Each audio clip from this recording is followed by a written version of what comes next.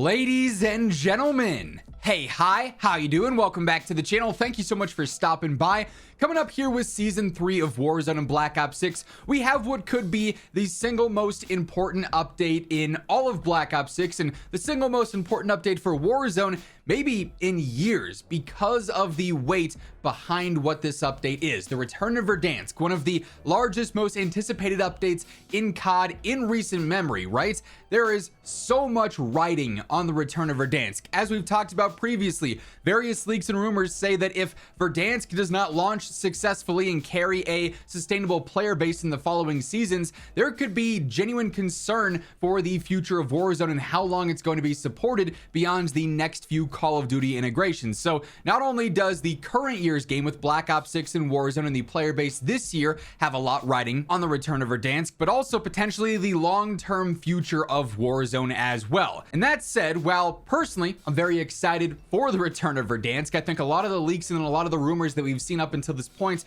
do sound very promising. There are some genuine concerns and a lot of worry that I have regarding Season 3 of Black Ops 6 and Warzone, and particularly the return of Verdansk, just because of the urgency, I guess, with this update, right? We are coming out of Season 2 here, which was a pretty massive prove it update, if you will. Obviously, Black Ops 6 launched and it was pretty solid all across the board. I mean, the numbers were fantastic, the hype was there, the gameplay seemed very well received. And then unfortunately, with the launch of Season 1 and the Warzone integration, that just broke everything. The Warzone integration was buggy beyond belief. I mean, maybe it's not beyond belief because every integration is buggy, but it was significantly buggy. Then all those bugs also directly impacted the multiplayer experience as well, and that experience was dwindled and hindered severely. So you went from a big, incline and hype and positive reception. Season 1 dropped and it just snowballed and it tanked down quick. And so Season 2, well, yes, it still had a lot of the normal stuff in it with the content, the battle passes, the events, whatever, the stuff we know and have come to expect. It really did feel like it was a big makeup season. And the game got some updates throughout this past season, right? As we approach the end of it here, we got bug fixes and we got gameplay tuning and various adjustments and things, and they fixed a lot. But there's also still a lot going on that is problematic with the game, particularly with Warzone. I do think multiplayer and that experience is, back to being in a pretty solid spot. I've enjoyed what I've played of it lately. But Warzone in specific, Season 2 basically said, hey, yeah, we're only focused on fixing the game in Season 2. Like, we had almost no content specifically for Warzone throughout the past season, right? We got the global universal stuff that was available in the battle pass that was also available in multiplayer and zombies, but very few specific Warzone content updates. And they pushed that content back in favor of fixes, their words directly. And yet, Warzone doesn't really feel like it's that much better in terms of the state of gameplay. Yes, again, certain things were fixed. New bugs also arose, returning bugs came back again. Like, the game, it's kind of a roller coaster at this point, quite frankly. It's not on that upwards trajectory, which is an issue. A season that was entirely dedicated to getting the game back on the right track didn't necessarily do that. Like, I can't say with confidence that the game is on the right track right now, and that Season 3 is going to be hiccup free and won't have these same issues that derail things again. Just based off of history, these seasonal updates, especially ones that are this anticipated and this large, don't always go that smoothly, which sucks to say, but that's kind of the reality here, as unfortunate as it is. So Season 2 being a massive prove it update, it did some things, but it didn't necessarily feel like it did enough. And that's reflected, I think, with the general sentiment around the game. The only player base numbers that we have being Steam are still trending downward. That could be for a multitude of reasons, and it really doesn't accurately depict the whole picture, right? So it's hard to just base an argument out of that. I don't think that's a very good foundation, but there is a trend there for sure. So Season 2, unfortunately, was not really that saving update that it needed to be.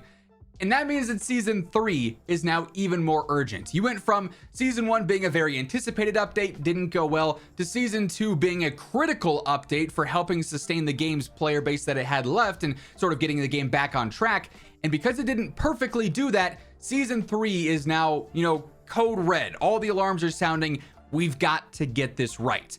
And that means there is so much writing on that. And like I just said, just based off of history, these seasonal updates at first don't tend to go fantastic. it'll be pretty broken at launch, and then it'll take a week to fix those major issues, or a couple of days to fix those major issues, and then in the weeks following you see the other fine-tuning tweaks and adjustments to sort out some of the newer issues. We can hope that's not going to be the case, and personally I'm doing so. I want it to launch smooth. I want it to just be a good experience right out of the gate, but we don't know what that's going to be like, and if it's not, well then Call of Duty is stuck between a rock and a hard place, right? Season 3, again, based off those leaks and rumors that we just discussed, could be that final major chance that Warzone has at getting back into the spotlight with the return of Verdansk. And I think objectively, it's going to have a ton of hype and a ton of eyes on it right when it first returns.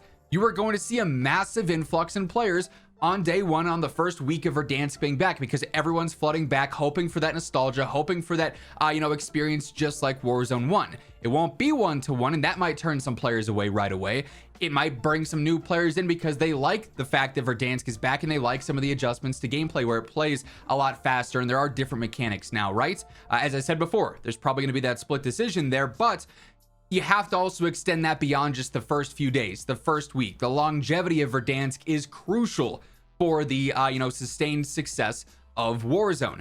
And it being a remaster does potentially limit some of that long-term success that it can have, because players are going to grow tired quicker of a remaster versus entirely brand new content. So how they approach Verdansk beyond the first 10 days, the first 20 days, the first 30 days is going to be super important. And that's why we say it could be potentially the final chance that Warzone has at getting it right. A lot of players may be looking at this and saying, well, if Verdansk doesn't really, reignite my passion for this game and bring me back to the game, why should I come back in the future? What's after this? We know Verdansk has been their peak experience up until this point. We already have Rebirth, which would be considered that alternative peak, and that's clearly not doing a great job at extending longevity in this game, because we've been playing it for so long now.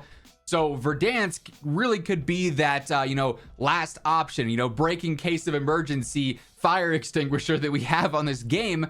But what if that fire extinguisher is only half full, and we don't know that until we start using it and it falls short? I don't know if that was a good analogy. That quite literally just popped into my head and I ran with it. But yeah, like the TLDR here, based off of rumors, based off of leaks that we've seen in recent days and weeks, everything that we have with Warzone, short-term and long-term, is banking on Verdansk being successful. However, as I've also discussed before, simply a map cannot save a game like this.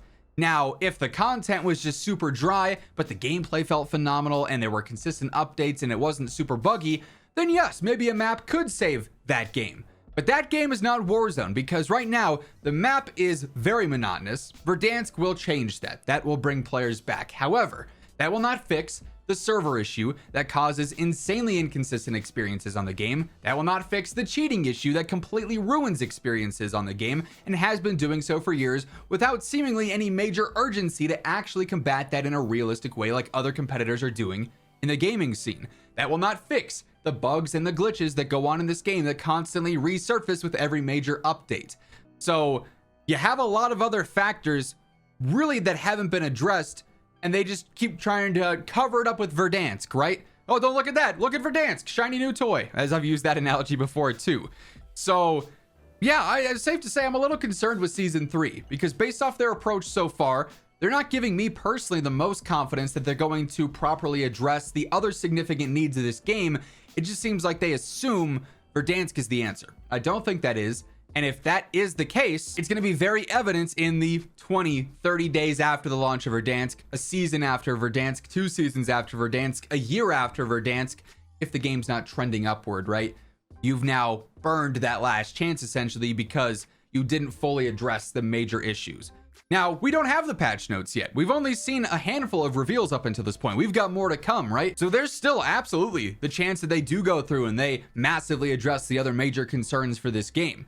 And I'm hopeful that they will, because I also think it's hard to believe that they are so blind to the other issues and it's just Verdansk where every single eye is focused on. That just doesn't logically make sense. Like, there has to be some recognition that yes, there are other flaws, other concerns that need some attention as well. Time will ultimately tell here, and it won't be too far from now when time will start to tell and we officially have hands-on Season 3. So A lot to look out for in the coming days in terms of reveals and announcements, even more to be on the lookout for once season 3 is officially here. You guys know if you want to stay up to date with everything going on in COD, this is the place to be. So feel free to hit that subscribe button, turn on those post notifications, and if you enjoyed this video, a like rating is always seriously appreciated. But once again, thank you so much for tuning in, and until next time, take it easy, have an awesome rest of your day. I'll catch you later. Peace out.